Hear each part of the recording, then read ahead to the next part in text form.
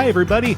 Welcome to Inside Geocaching HQ from our office in Seattle. I am Chris Ronan, one of the lackeys here at HQ.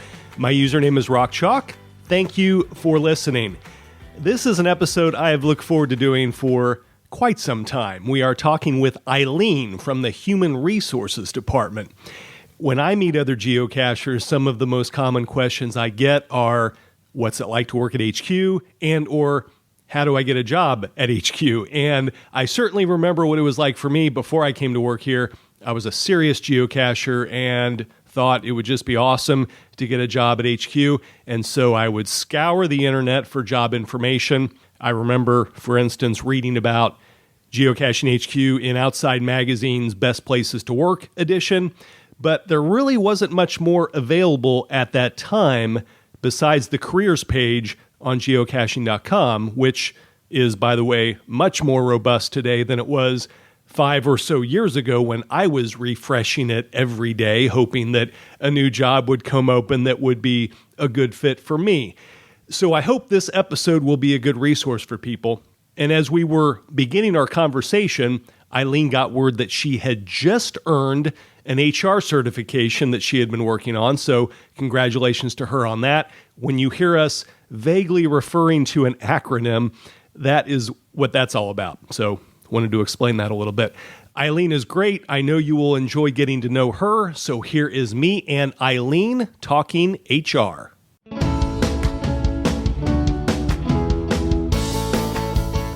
When would you like me to start? How about I'll do 1, 2, 3, but Okay. You don't go on 3. You go 1, 2, 3, go.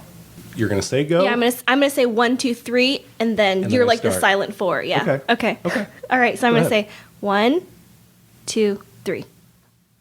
Oh, I thought you were just practicing. Is this real? We're live. Okay, we're really doing this now. Yes. Okay. Okay. I'm gonna Go. count you off. 1, 2, 3.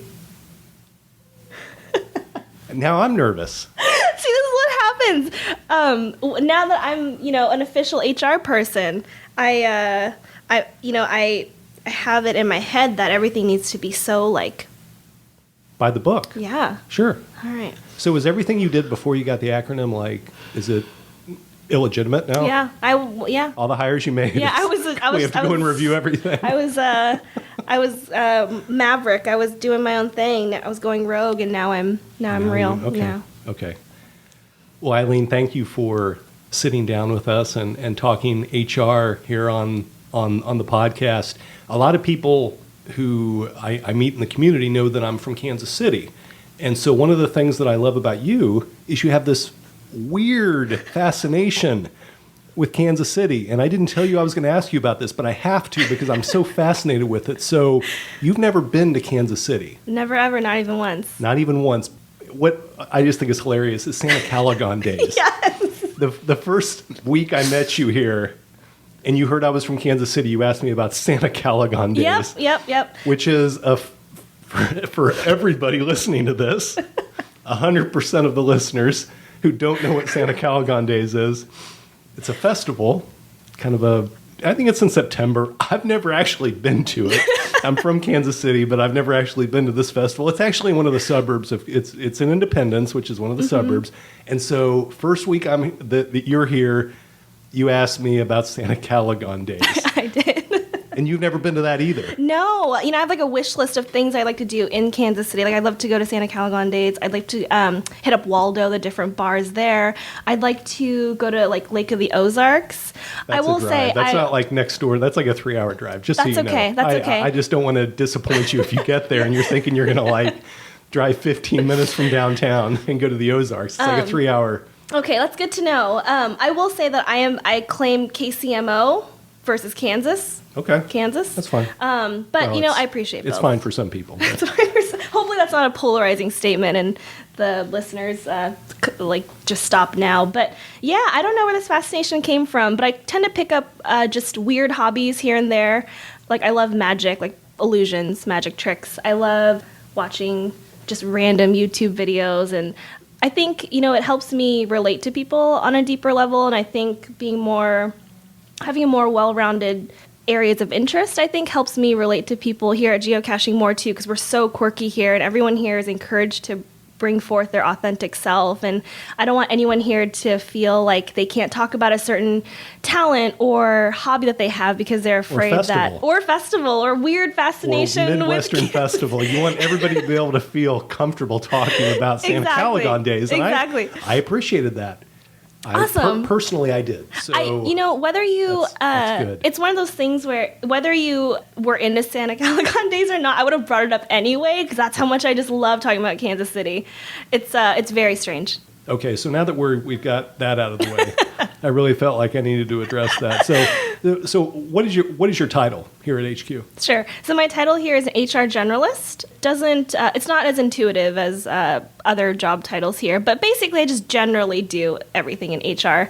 Here at HQ we have less than 80 people here all on site, so we play a lot of different roles here. So my role is a really healthy hybrid mix of recruiting, payroll administration, employee engagement, employee recognition, benefits administration, onboarding, all of that, all rolled into one. So I get to work with a lot of different people, all the different departments. I get to work on something different every day, and it's really fulfilling and rewarding. Well, this is an episode that I've wanted to do for a long time because I was a cashier before I came to work here. I was really into it, and once I heard that there was a website and a place where people actually did this, I thought, oh my gosh, that would be amazing to actually work there. And then I spent a long time trying to get a job here, and I applied many times, and I would have loved to have had a resource, to be able to hear from someone who worked there. And so that's why I really wanted to have this conversation. Let's talk about the different departments here because there are a wide range of jobs at Geocaching HQ. So what kind of jobs are open from time to time here? It depends on who's leaving or what business units need resources. Right now we have a lot of product manager and product designer roles open. It's not always because people are leaving. It's not always a backfill situation. It's really as we're looking into each year hitting our company goals or objectives, and we realize that the teams just need more help or more resources, we're adding people onto the team. So it really just depends. We don't have a lot of people leaving. Our turnover rate is about 5 years, which is double the average for our industry and our location. But yeah, we have software developer openings, marketing openings, product openings. We have an HR opening right now. We're looking for a guest experience coordinator that really will create this wonderful experience for our visitors that come into our visitor center. So really all across the board at any given time in a year, depending on our business needs, we'll have an opening for the departments. So let's say you see a job that you're interested in on the job board or you hear about it somehow. How does the process work from there? Are there any tips you can give people for applying for jobs here? Things that they should be thinking about as they're considering, filling out that application and sending their resume in? Yeah. So when we have open positions, they're very competitive. We get a lot of really good candidates in the hundreds, depending on the role, because people are really excited about our product. They're really excited about the company in general. We're famous for having this world-class company culture here and really good work-life balance and just like the best people, most interesting, complex, quirky, smart people that you could ever work with. So we get a lot of candidates. And so for the recruiter to sift through and source those resumes, it really helps to have a cover letter, especially if you're a geocacher and you include like your geocaching username and you already have a leg up because you know our product so intimately. It's, geocaching as a game, there's a little bit of a learning curve there. And that actually is part of the reason why we have such a strong onboarding here for people to learn about what geocaching is, and we can go into that if you like. But so it's a very competitive process. Some tips is a cover letter that's personal and really just shows your interest in the role, interest in the company.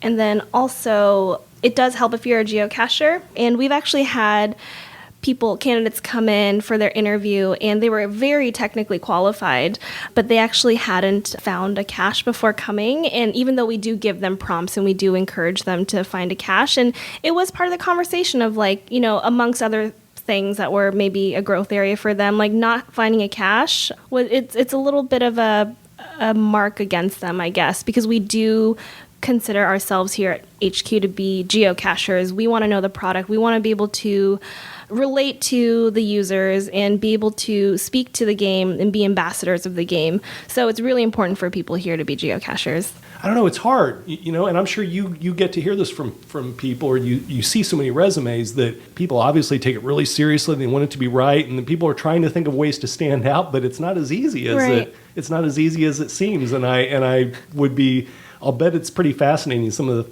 ways that you've seen people try to stand out from the crowd as they're applying for jobs. Yeah, it's hard because, I think like the hiring process and the finding employment process it's not a one-size-fits-all approach. And it's even more difficult when you take into account that Geocaching HQ is not like, we're not like other companies. You'll never see someone walking around in a suit here unless like they're going to a board meeting or something. We did have...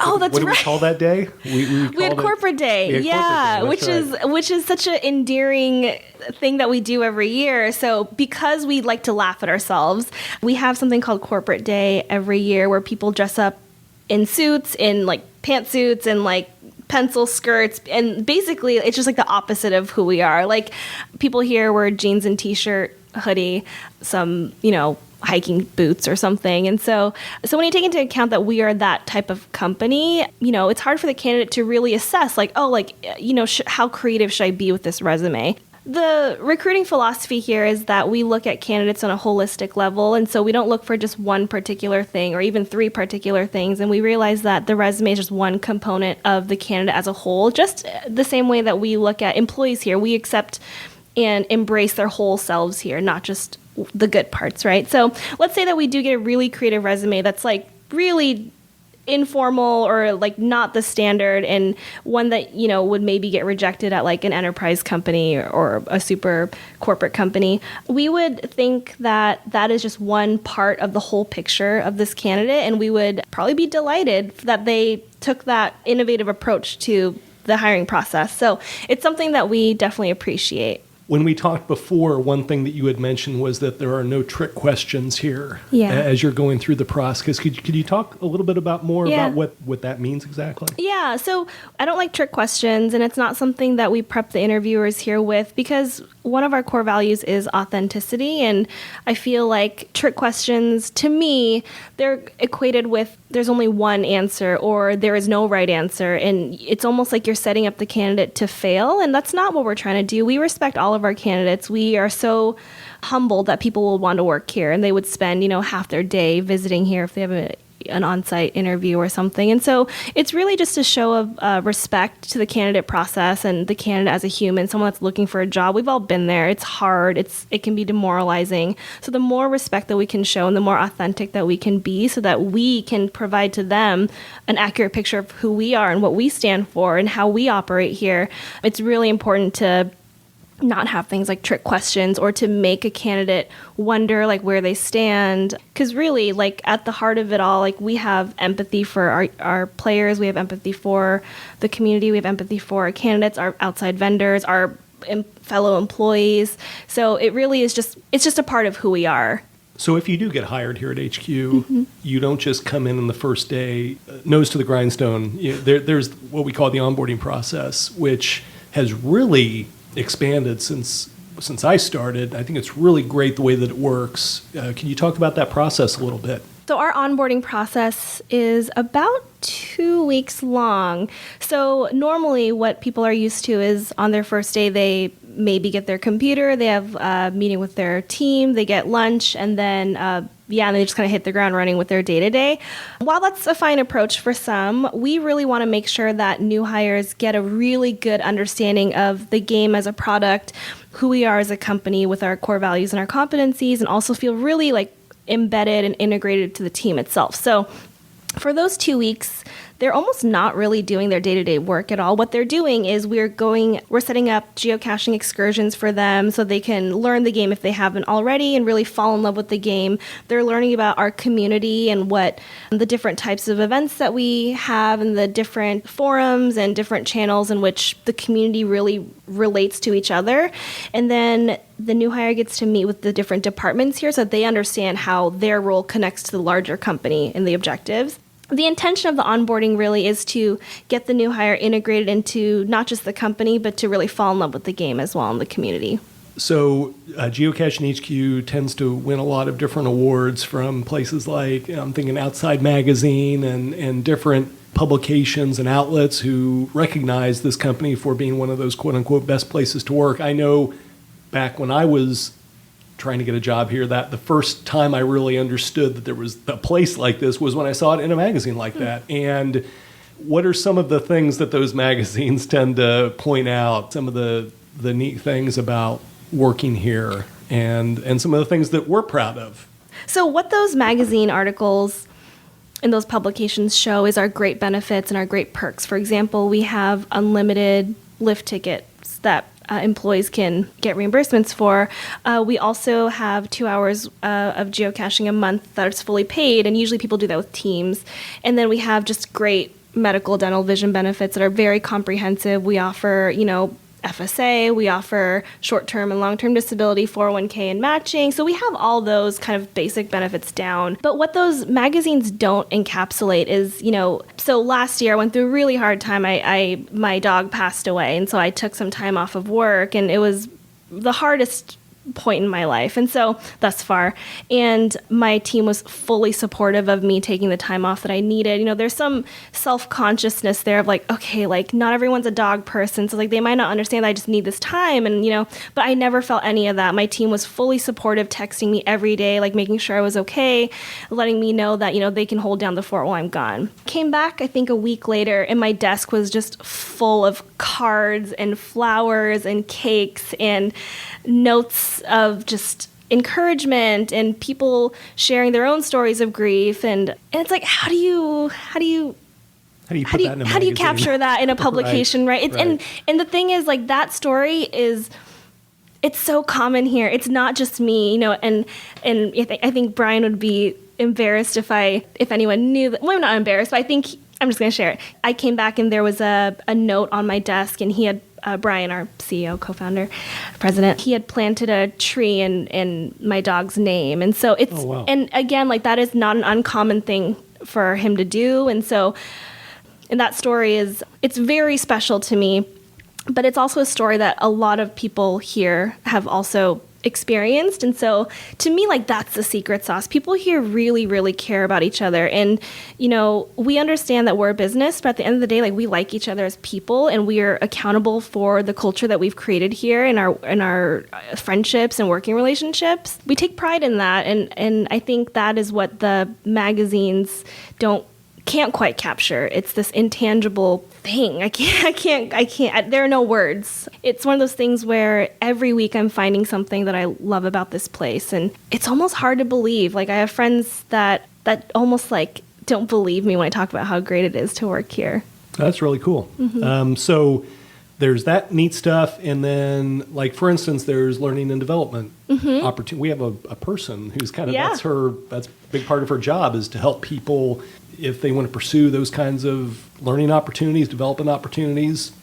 She helps them do that, which is really neat from a professional standpoint. Yes, we are a small company. We are, again, a little under 80 people. We're all in-house, and we're also we have a flat structure here, which is great. But one of the other sides of that is that, there aren't a lot of opportunities to necessarily get like rapid title progression if that's something that someone's looking for. But what we can provide is this unrelenting path to growth and constant professional development, and even sometimes personal development, because people here are so passionate about their jobs. And so we have our own in-house learning and development manager that really curates the content for people to grow in their career, but it doesn't always have to be necessarily tied to your specific job. For example, I'm in HR, but maybe I want to learn how to code. Like, I can talk to her about it, and she'll be like, okay, well, we have this online resource. Let me get you into a beginner's coding class. Like, even if it's like just for fun, like, we understand that, again, we're a small team. We play a lot of different roles, wear a lot of different hats, and the more well-rounded we are in our skills, knowledge, and abilities and experience, it just makes a stronger team. So if people are interested in jobs at HQ, they go to geocaching.com /careers. Yes. We also list our jobs on Glassdoor and LinkedIn, all those standard job sites. Well, I'm going to go check it out right now. See if there's something. We have lots of openings, and we'd be happy to have you join the company, Chris, in any capacity. Well, thank you very well. I appreciate it. Let's not speak too soon. I got to take a look at those openings and see if there's something that I might be better at than this. I think you got it. I think you got it down pretty well. Okay. Well, thank you very much, Eileen, and I think people will enjoy hearing this. Well, thanks for having me. I'm happy to be here. That was Eileen from the Human Resources Department at Geocaching HQ. If you would like to learn more about working here and what jobs are available here, go to the careers page at geocaching.com. There are several openings at the moment, and maybe you're the right person for one of them. If you have an idea for the podcast, send an email to podcast@geocaching.com. We always appreciate hearing your feedback. Until next time, from all of us at Geocaching HQ, happy caching.